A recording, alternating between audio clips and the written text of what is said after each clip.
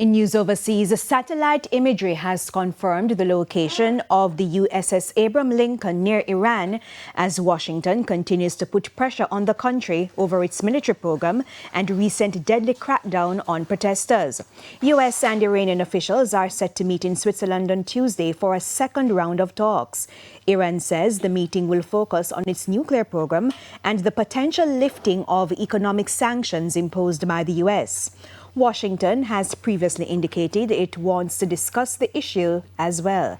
The Abraham Lincoln, which leads a strike group with 3 guided missile destroyers, carries 90 aircraft, including F-35 fighters and 5,680 crew members, was reportedly deployed to the Gulf region in late January, but has not been seen in satellite imagery until now.